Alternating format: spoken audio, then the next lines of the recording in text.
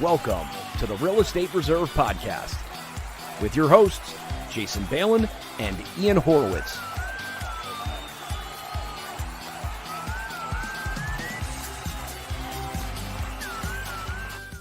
Ian, what's up, man? What's up, brother? I find it funny. Every time it's a crapshoot if we can remember how to go live. Oh, come on, man. This is like our 100th show. I know. It's all an act. We know exactly how to do it. Don't try to underestimate us. Yeah, sometimes you got to humble yourself. What studio are you in? Some home studio? I am in-law studio? I'm at the in-laws studio is where I'm at today. I'm on the move. You never know where I'm going to end up. So nice, man. That's the beauty of this. That's the beauty of real estate investing, being a business owner, kind of set up the structure and the life that you want. And you're taking full advantage of it. I'm trying to. I mean, I had all them years that I was stuck at the fire department that I couldn't do what I want, when I want, how I wanted. So, I'm out here living my best life, trying to keep up with everyone else. Nice. So what do we got on the docket for today? Today we're going to talk to a friend of mine who is a fellow firefighter out in the Midwest. And he's going to tell us his story from going from single family to self-storage and kind of the way he went. I mean, I could sit here and talk about it, or we can just bring him on and get this over with. Yeah, absolutely. So a few quick housekeeping items. If you have any questions, we're going to bring in Dillon here in a second. If you have any questions for Dillon, feel free to type them in the comments section if you're listening to this or watching this on any of the platforms. Also, if you want to hop on the show live, we encourage that as well. And happy to have you ask your question live. Just put in the chat. Hey, I have a question for you. I want to chat with you live. We'll give you the link to that. And as always, if you got value from the show, feel free to share it with a business partner, a colleague, or another real estate investor that could provide value. We'd really appreciate it. And yeah, let's bring Dillon in here real quick, and we'll go from there. Dillon, how are you? Hey, doing just fine. Thank you guys for having me. Absolutely. Oh, so it looks like we need to get the old translator out. We got Dillon's nice Southern accent here. This will be a good one. So yeah, I tend to over pronunciate things. So I'm from Louisville, just so you know. You got to swallow your tongue when you say it, Louisville.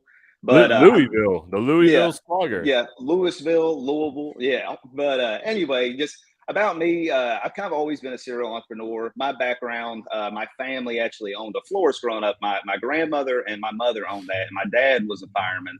So funny story, my grandfather, when he came back from Vietnam, actually decided to get on the Louisville Police Department. At the time, he had to be 6 foot, and being 5'2", he was too short, but they let him be an attic rat, so they put him on an engine. So that's kind of how that started, more or less. That's how he became a fireman, and then we've been in the Louisville Fire Service for 3 years now.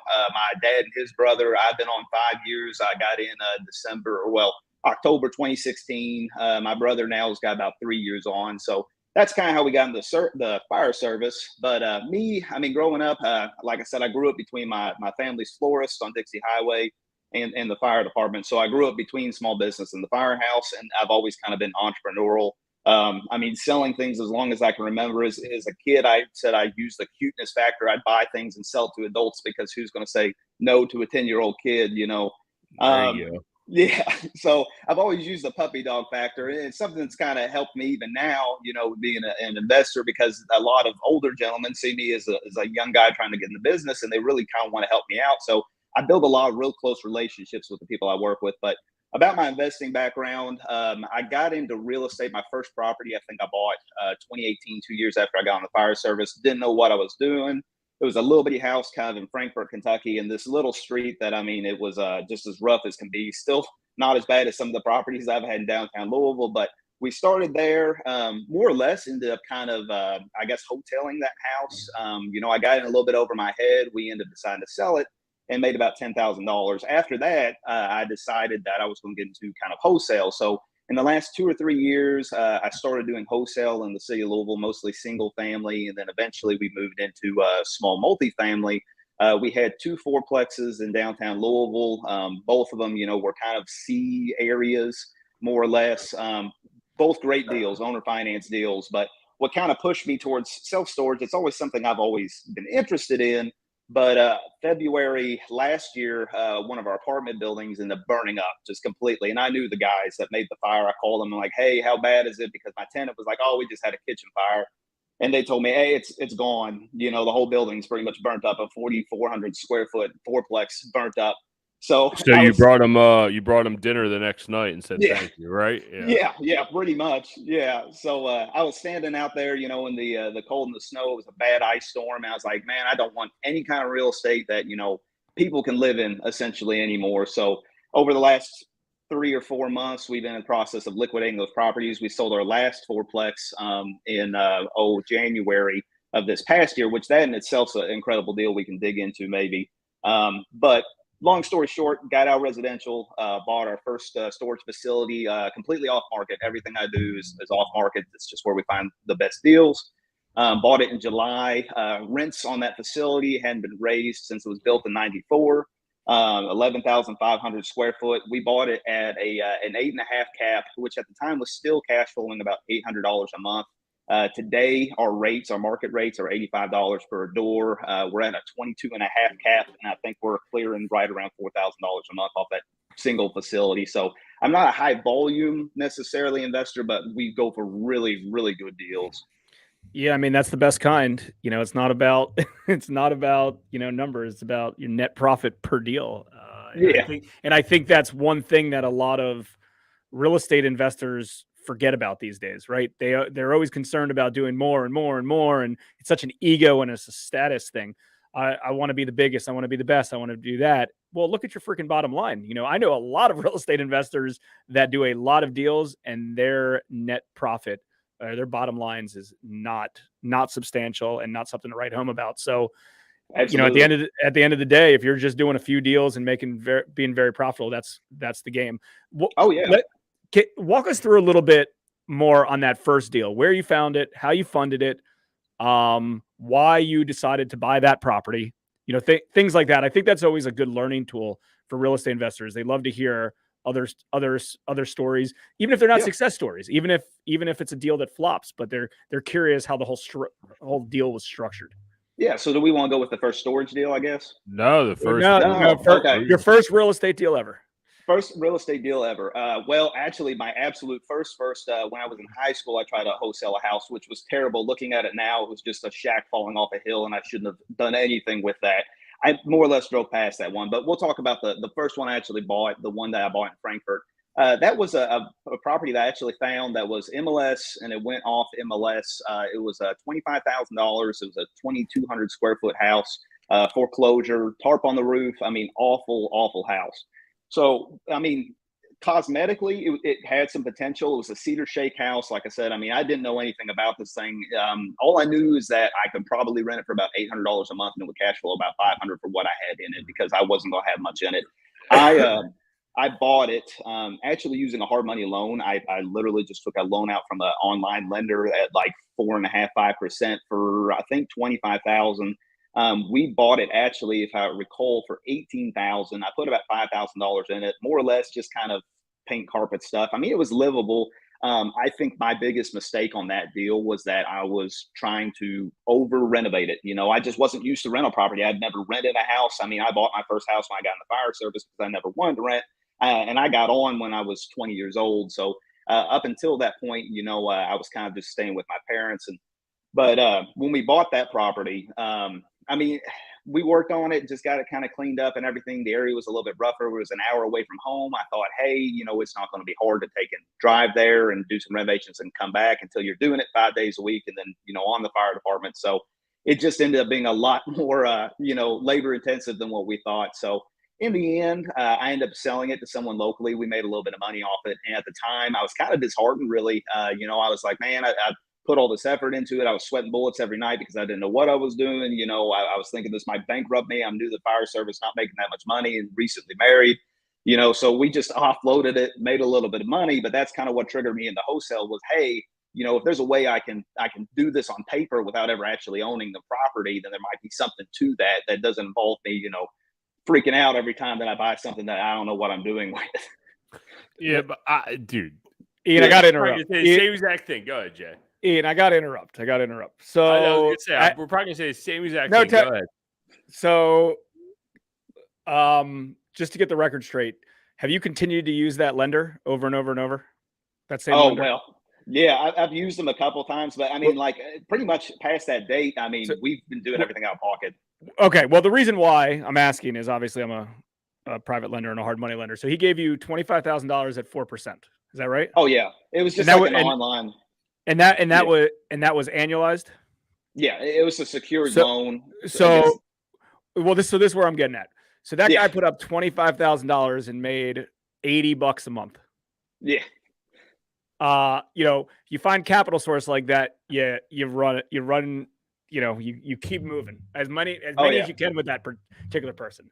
That's probably not what you were asking, Ian, but that's what Yeah, triggered me. that you bring up an interesting point. Now you brought it up. I was going to bring up the fact that you even took the opportunity to swing for the fences. I mean, at 22 years old, 21 years old, however you're old at that time, to go do it at, too many guys are scared, and it's actually crazy. The industry that we both come from in the fire service, guys will go run into a burning building, but they won't take a little bit of risk to try to secure their future.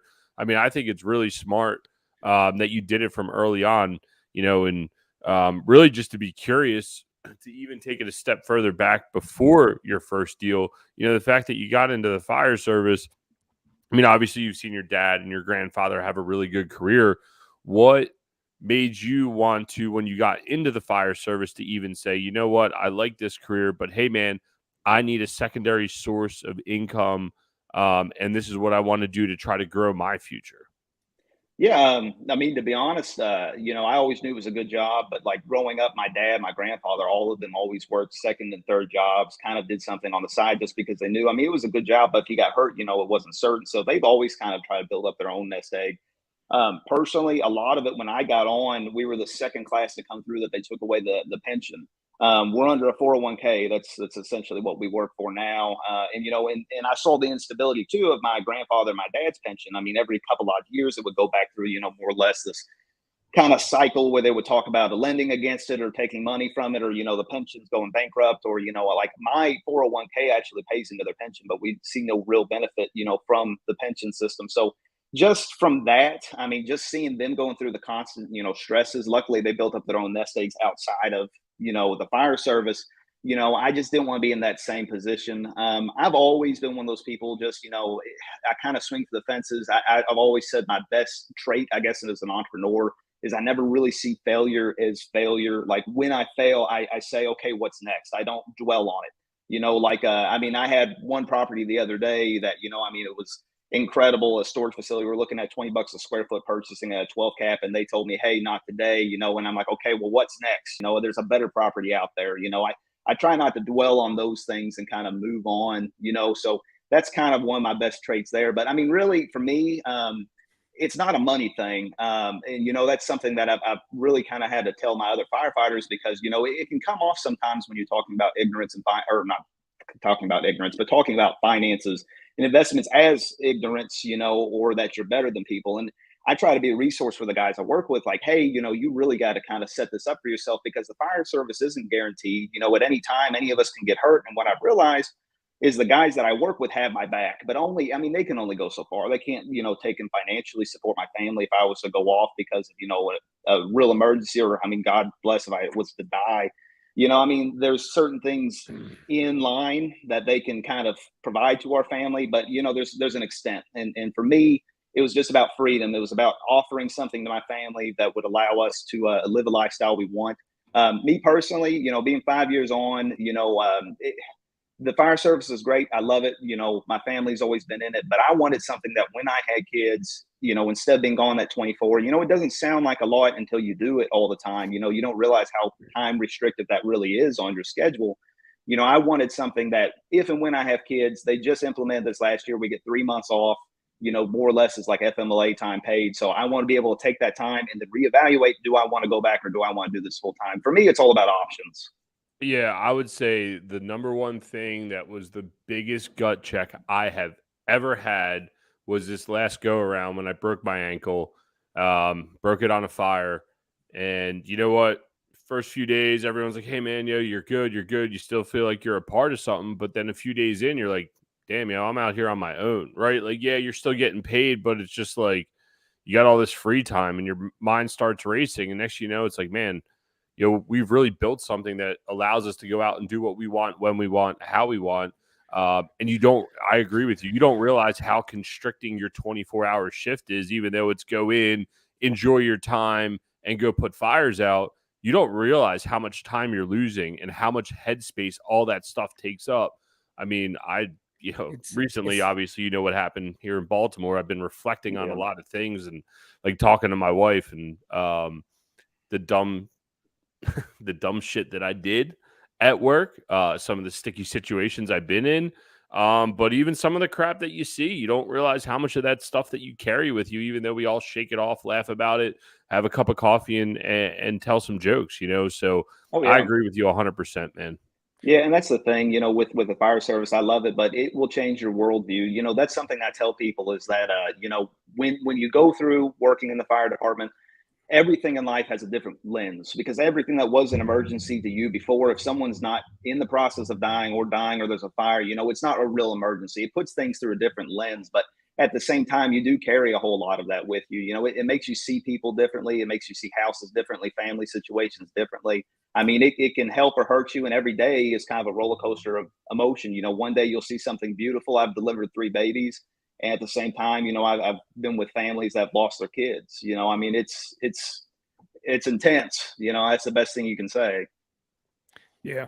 And I think, and this can't obviously fully relate to everybody. I'm not going to claim that, but I think a lot of real estate investors or people that want to be real estate investors or business owners and create cash flowing assets and things like that, they're in a dilemma of, hey, if I didn't have to work this 9 to 5 physically, because the time you're at any job, like whatever, let's call it 40 hours a week, that's only physically there. Mentally, you're there significantly longer, right? You're thinking about assignments, having an argument with a manager, figuring out how you're gonna, I don't know, save money for this or save money for that. So it's really a complete mind shift change. And I remember before, and I've always, I've never really had many W-2 income jobs before, like right out of college and things like that. And I remember I always used to think, I was like, well, if I could just be a full-time real estate investor and I didn't have all this other baggage or these headaches, and if that's all I could think about, it would work and I'd be successful. But that's not necessarily for everybody. And Ian's probably heard me talk about this, like the most successful real estate investors I know actually aren't full-time real estate investors. They have a job that they really enjoy and that they like, and they make good money from. So they're making their cash flow. So they don't have to worry about where their next deal's coming from or how much money they're going to make on this flip or continuing to grind to do more and more and more deals. They have good cash flow. They're making good money.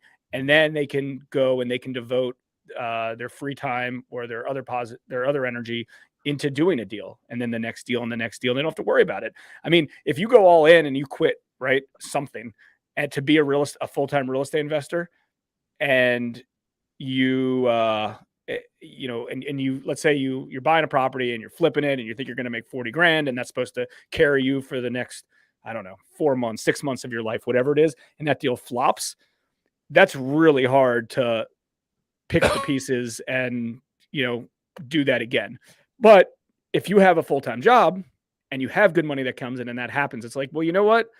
I can write this off as a learning experience or a college degree in real estate investing. So yeah, I don't think there's one right or wrong answer. It just depends on who people are.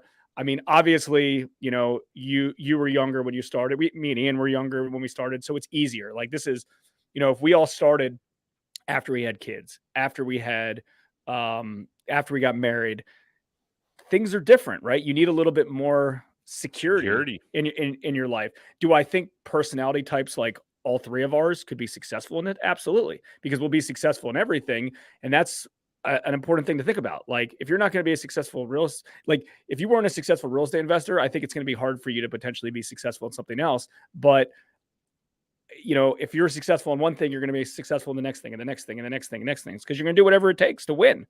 That's part of it. It's the winning and doing mindset.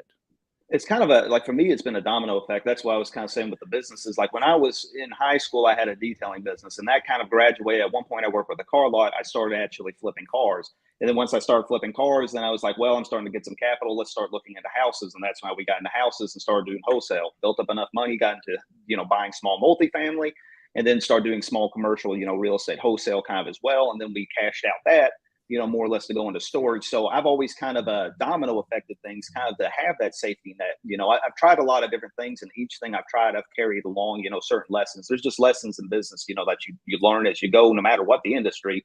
And luckily I've been able to apply that to storage. I mean, that's why I like storage as a combination of business, and real estate. Whereas when I did straight rentals, I was too customer service oriented. So when I was doing rentals, I let a lot of people take advantage of me because I was trying to be the guy that gave them a good product. And, you just can't do that with certain levels. Well, you also got to pick what you like and what you want to be doing. So just because you can be successful in something doesn't mean, we've owned our fair shares of rentals and we sucked at it. It was still a profitable business model. We still made money with it, but it was something we didn't enjoy doing. We weren't that great at it, but it wasn't like, oh, hey, I'm just going to like toss this aside and not it was still serious. Like I still had, 20 residents that I was responsible for their safety to make sure it was a good house. I had lenders and banks that I was responsible for making sure they got paid off.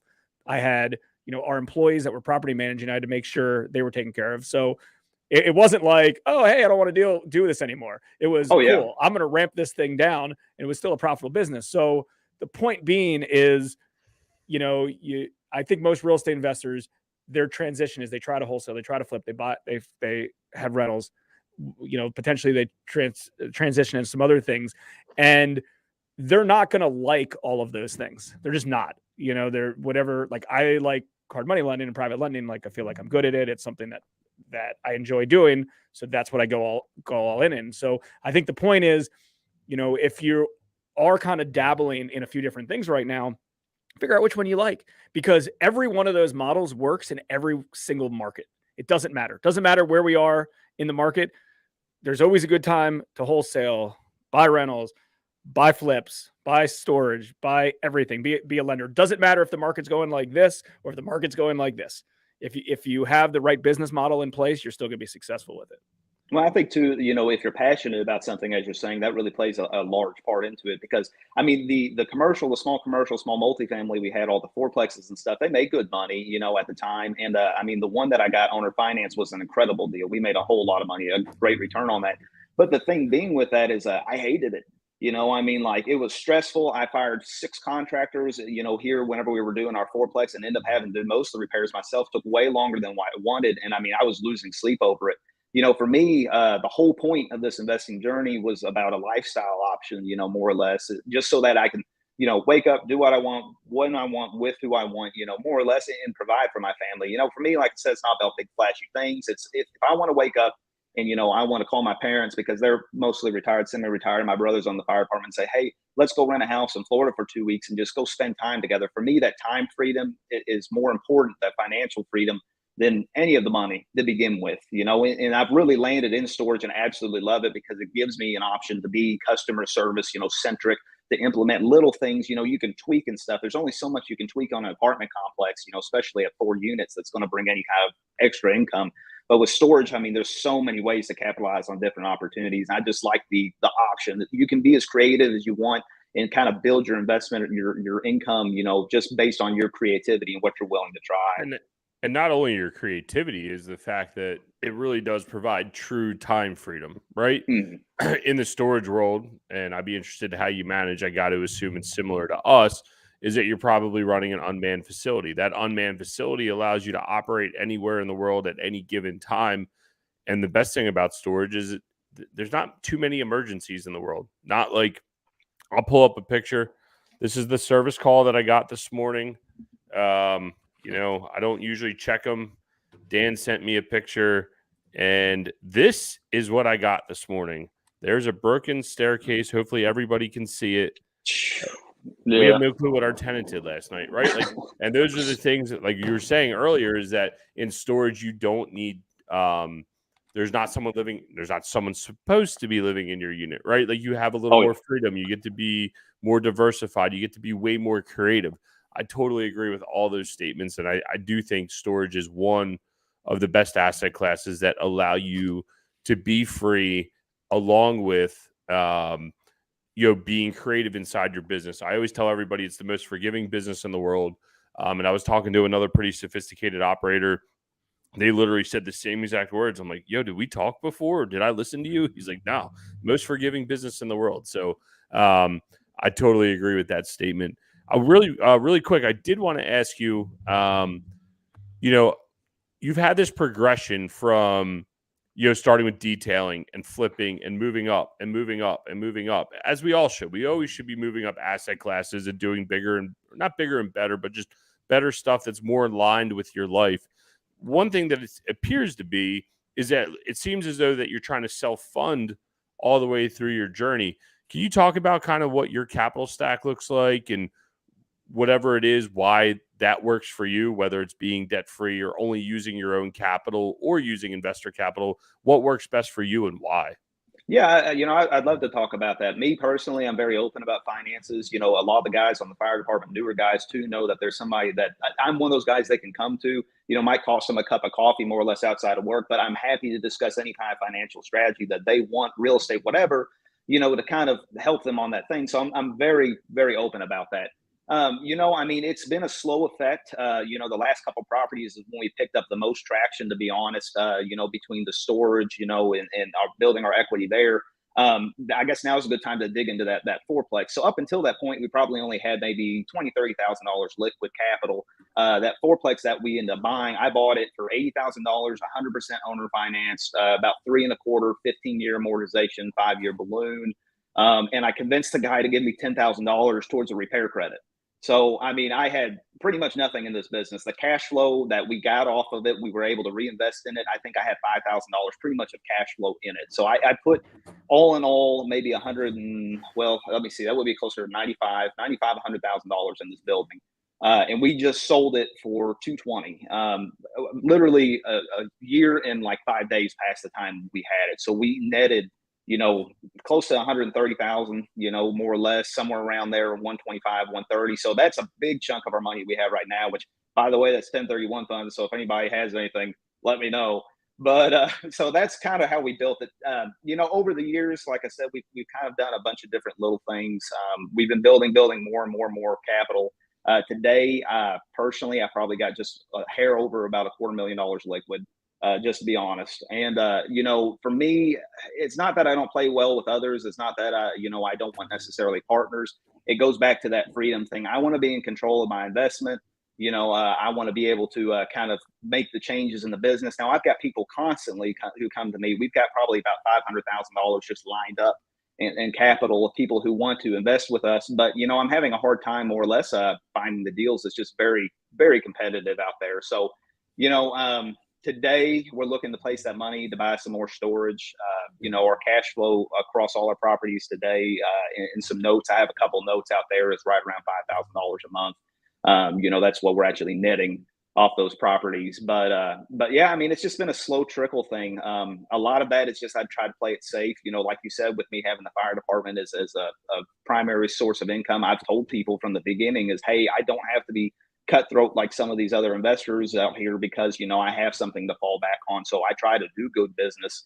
And, that's one of the reasons that I kind of decided to get out even residential wholesale is because Louisville's become such a hot market in the last couple of years. I've had guys that I've worked with for 2 or 3 years side by side doing wholesales that are trying to undercut me on deals or work around me, and I didn't like that. I dealt with enough stress, just from everything I did, even with the fire department, that I was just looking for something that I could more passively do that, that was just a good industry. So what's kind of your next step goal? Are you going to be all in on storage moving forward? Absolutely. Yeah. That's the game. And where is your storage facility? Are those local? Yeah. So I've got one right now. We've got LOIs out on about 3 and then 2 other wholesale deals that we're working on. Mostly the Southeast is what I'm predominantly focusing on, primarily Kentucky, obviously, because I live here. My facility we have right now is about an hour away from me in Carrollton. And then, we're looking Kentucky, Mississippi, Georgia, Alabama, and Florida as the primary states, more or less. We're kind of looking. To be honest, I don't want to go any more of Kentucky just because I don't want to deal with snow removals, another person I have to hire. The way our business is structured right now, I have 2 people that are 1099 contractors, more or less, that run each one of our facilities, and they're cross-trained. So one of them is like a grounds manager. He takes and does, more or less the maintenance of the grounds, the grass, bait and traps, rodents, and that kind of stuff. And then I have another one that's our operations manager, which is our guy that does, our lockouts, our lock checks, all the operations. So they're cross-trained. They only work 3 days a month is what we've got down to, most of the time 2. And the reason I do it that way is that if one of the guys just drops off the face of the planet, he can cover the other guy until we get, somebody back in there to do that. But all our facilities, the one facility we have right now and the way we're using our business model is all unmanned and pretty much 1099 contractors. So we can never have real employees, essentially. Yeah, that makes sense. But what doesn't make sense to me, I need to get it out of map. Is Kentucky technically the Southeast? Like, dude, it's the when you talk to people in Louisiana, I'm like, no, that's the South. Like, no, we're not the South. Like, dude, where am I on this map? Like, the Southeast, I feel like is everything below Maryland. Pretty much, yeah. Well, I guess that could be depending on where you are. Aren't you the Midwest? I feel like you'd be the Midwest. Kentucky's below Ohio, right? Yeah, the Kentucky considers itself, the South. I guess we're the most northern southern state, more or less. Right. So kind of the way we gauge the Southeast is, and probably it's just my ignorance for being in Kentucky, is the top corner of Kentucky and the lower left corner of Kentucky blocks off, for me, what I consider the Southeast. Yeah. No, it makes sense though. But honestly, for us that operate up here in the Mid-Atlantic, and I was just at a mastermind event with a bunch of guys from the other coast, California, Utah, all of them, us on both coasts, we deal with a ton of transfer tax, recordation tax, all kinds of crazy taxes. The nice thing about storage, commercial assets in general, and getting market diversification is seeing how other states operate. Like a property in Mississippi, you can close a $3 million property for $5-6 grand. You can close a $12 million storage facility in Louisiana for less than $50,000.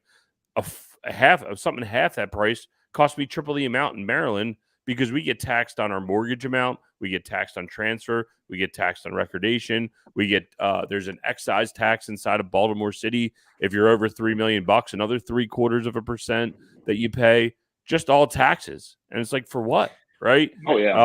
And I love the market diversification personally. Yeah, Maryland's tough with recordation and transfer, and it differs per county. I don't know if you knew this, Ian, but when we do stuff in Pennsylvania, there's no recordation tax.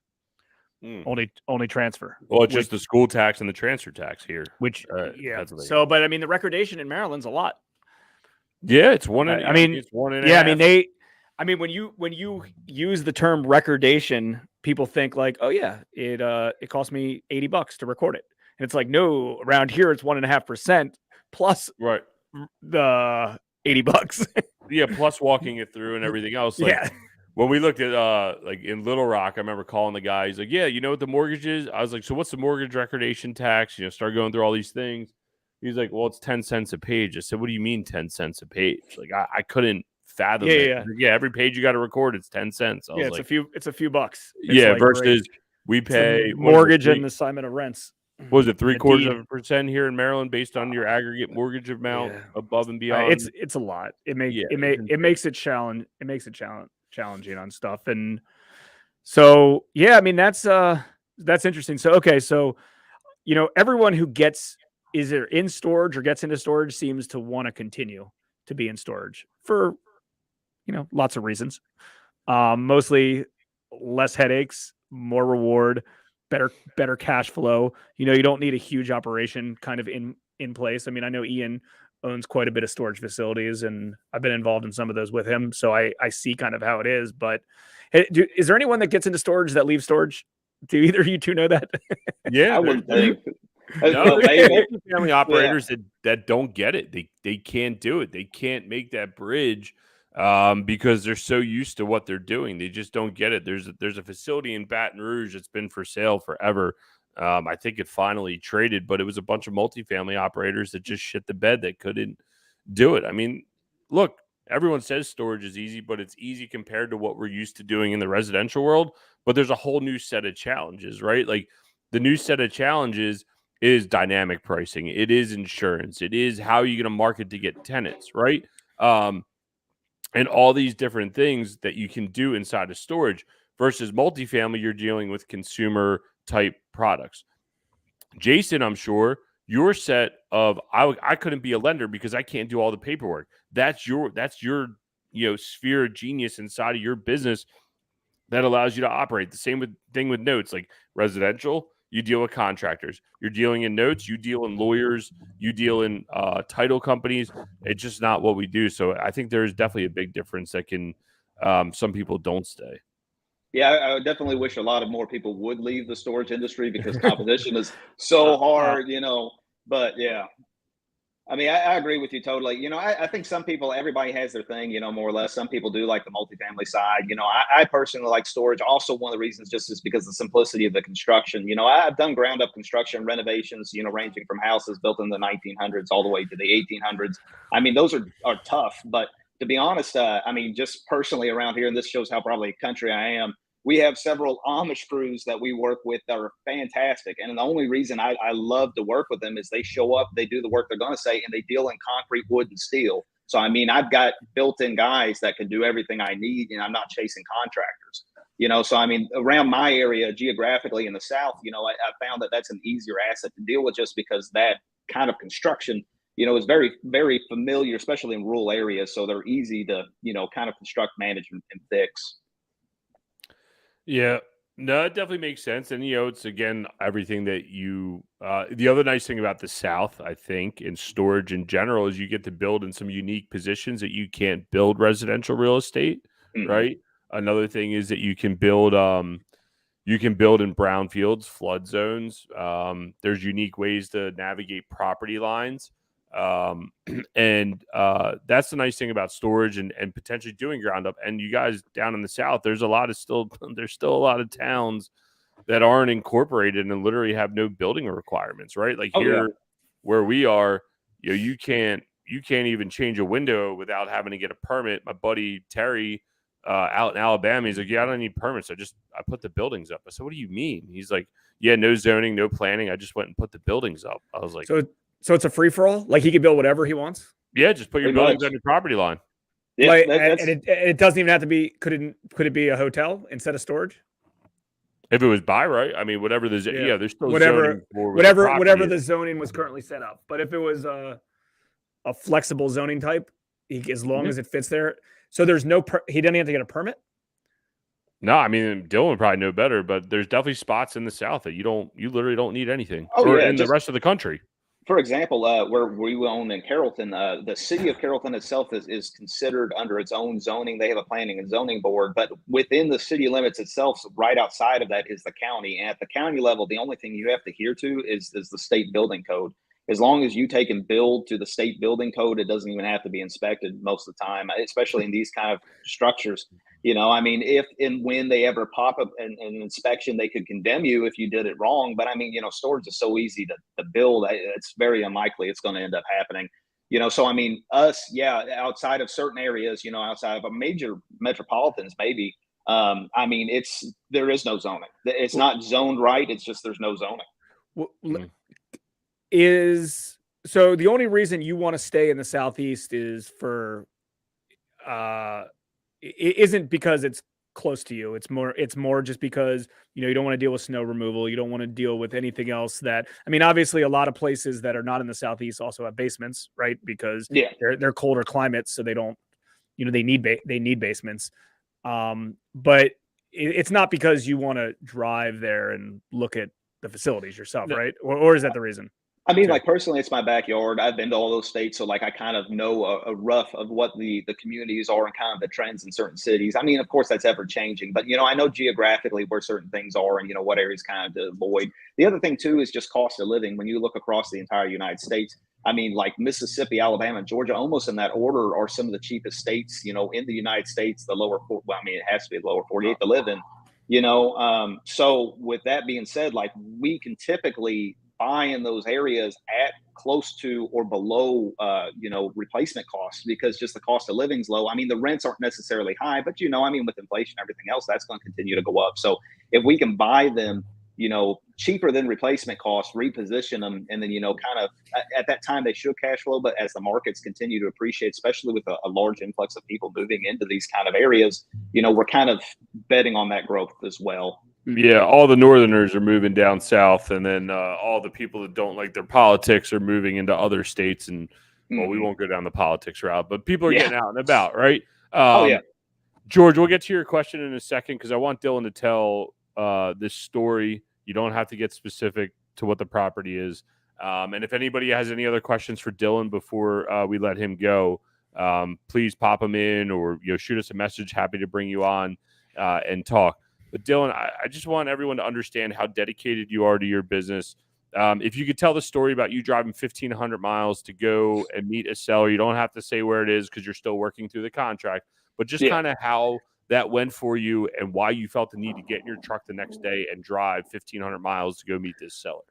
Yeah. So one of my sayings, as goofy as it probably is, everybody says business is not personal, as I try to make business personal. And what I mean by that is you can do good business and have personal relationships with people, and everybody can be happy. You don't have to cut people every deal.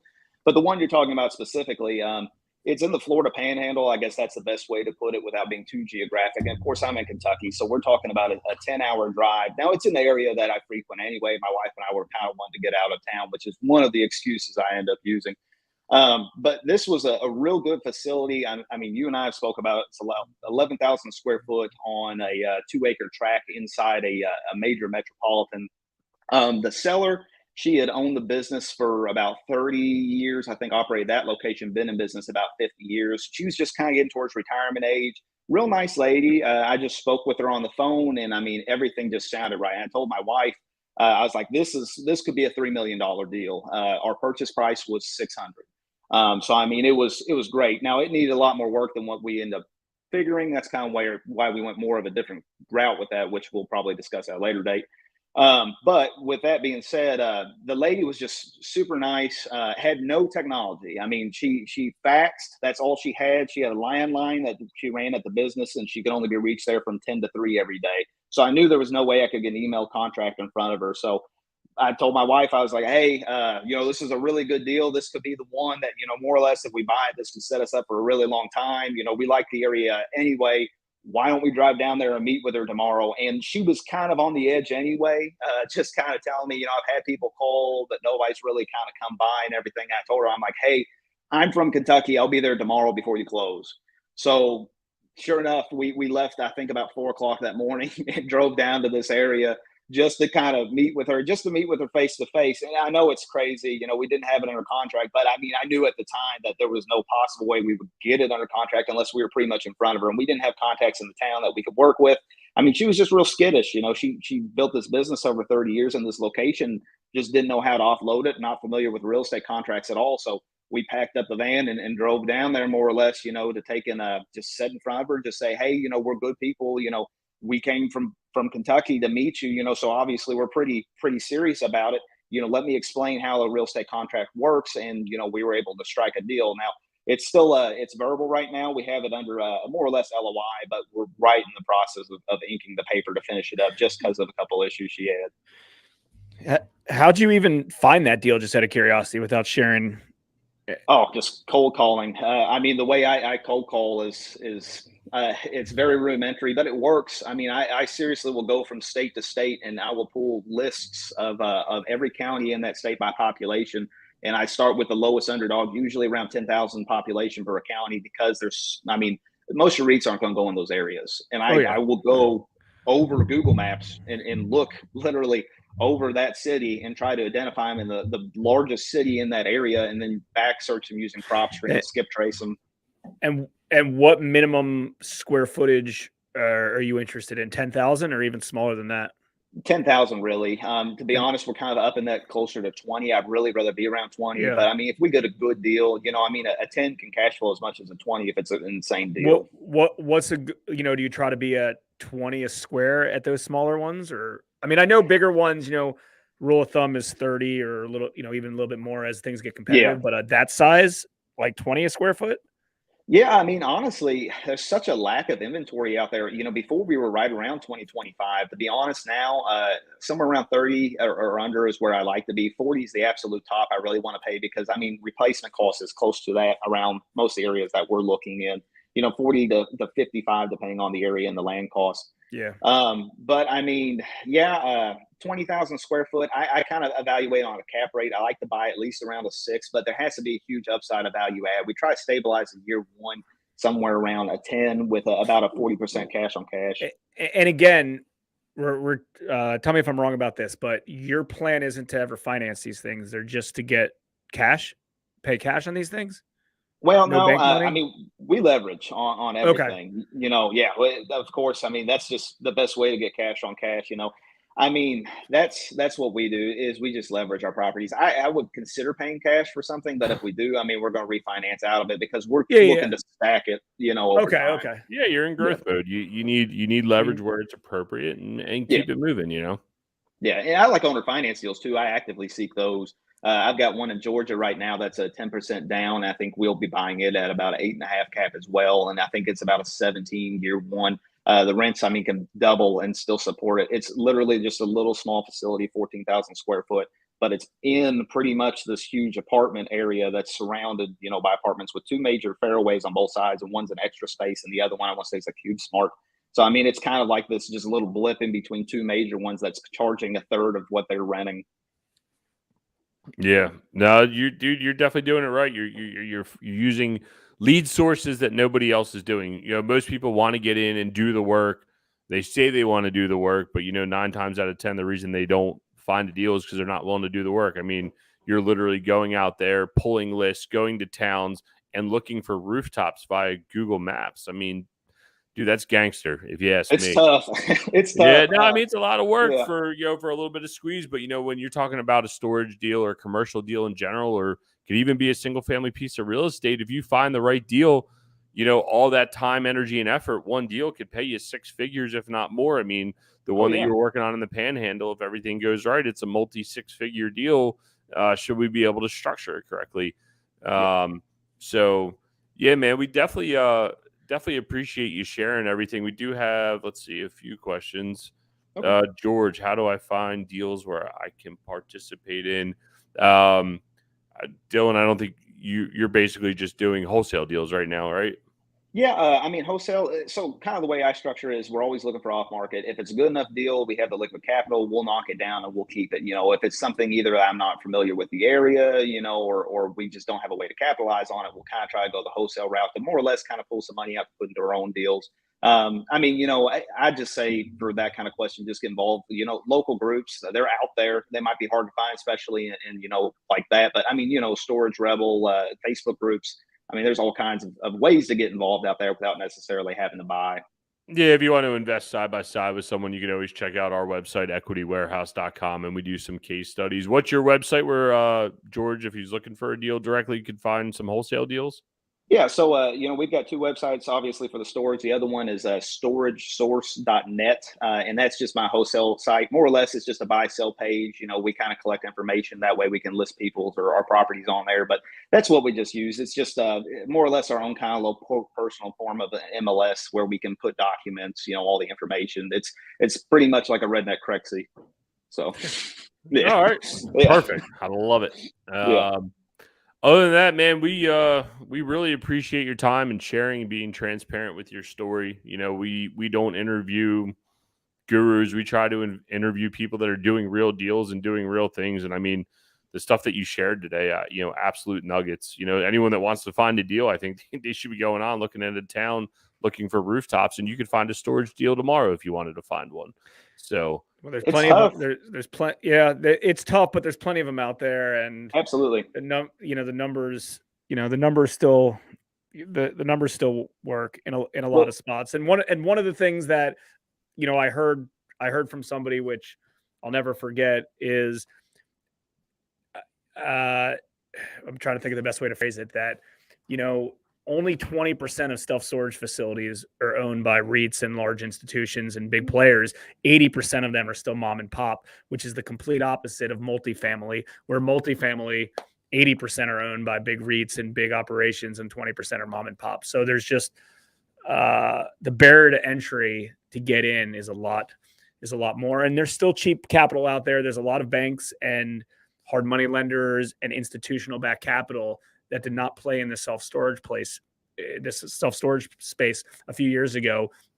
And they're willing to play in the self-storage space now. So having the availability of capital with self-storage makes it a lot easier. So, you're able to leverage your own money. You're able to leverage other capitals, private capital. Ian and I talk about this all the time. If you can get, even if you can only get 50% leverage, and you can probably get closer to 70 or 75, but even if you can only get 50% leverage, let's say you're buying a facility for $300,000, it needs $100,000 in capital improvements and, some other stuff. You don't have to go raise $400,000 from private investors. You may only need to raise $100,000 from private investors and use a bank or hard money lender or an institution to cover the difference. Absolutely. So, and I mean, I think to me personally, the capital's out there, I think, and that's one of the issues, that the deal flow is so limited. I mean, in my market, we're getting money for about 3.25% on a 25-year AM in 80/20, and they'll finance repairs. Like the one we bought in Carrollton, we had effectively 12% down. And that's it. That's exactly why it is, because there's the availability of capital. Whenever there's availability of capital in the marketplace of other people's money, it's going to get exploited, and it's going to get someone will go will get as much money as they can on those things. And you're going to have dumb operators that don't know what they're doing, taking dumb money behind them and not realizing until it's too late. Right. It's just like, buying properties at auction or doing flips a few years ago, where it's like, there's no opportunities here. There's no money to be made in here because everybody wanted to be in this space, and people were just given 100% financing, 110% financing. And that's not there at self-storage yet, but it could be. But another thing that you mentioned earlier is seller financing. And I think if somebody comes from the residential world or the fix and flip world, single family world, they don't realize how powerful seller financing is, because they're not used to it. Most sellers on single family houses in a major metropolitan area typically don't seller finance. I'm not saying it doesn't exist, but it's not as it's not there as much as commercial stuff and residential stuff. Or commercial stuff, and they don't have to, right? Like the situation's different, right? There's demand for their property, number one, but number two, here's the other thing. You're talking consumer to business in that situation. Here you're talking B2B, and most storage operators, commercial property owners in general are in business, and they understand the power of money. They understand the power of owner financing. They understand the fact that they want revenue streams, and that's why it becomes exponentially more powerful in commercial real estate that you can get owner financing and the benefits that you can. There's a friend of ours, Dillon, I'm not sure if you know John. We've had him on here. Every owner financing deal, he negotiates 0% interest.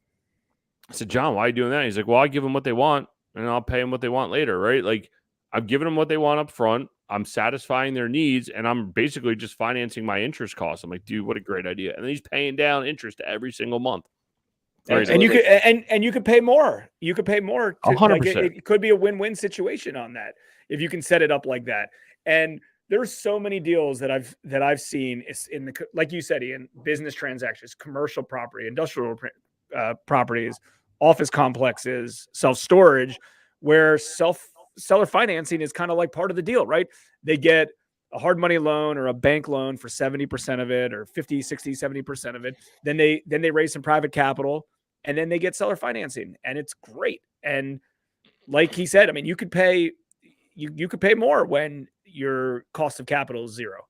Oh, absolutely. Right? So I think one of the biggest things about storage in general, I mean, any kind of business, is the less regulation you have, the more opportunity you actually have. So with things like seller financing or lien laws, I mean, there's so much more kind of play in the systems. You can really structure it however you want. I mean, you can take a seller second that could cover all of it and have the bank hold another portion of it. I mean, it's really, you're creating the deal. Let's end with this real quick, and then you can tell everybody how you find yourself. But I think anyone who has not played in the bigger space, they've only done little fix and flips and rentals and other stuff, they'd be very, very surprised that the capital is actually easier and on the bigger space, a lot of it's non-recourse. 100% financing is everywhere. You know, you're not getting 100% financing for consumer loans or smaller loans. I mean, you potentially can, but it makes it a little bit more complicated. But on bigger deals, let's say you're putting together a $5 million deal, a bank will do $4 million.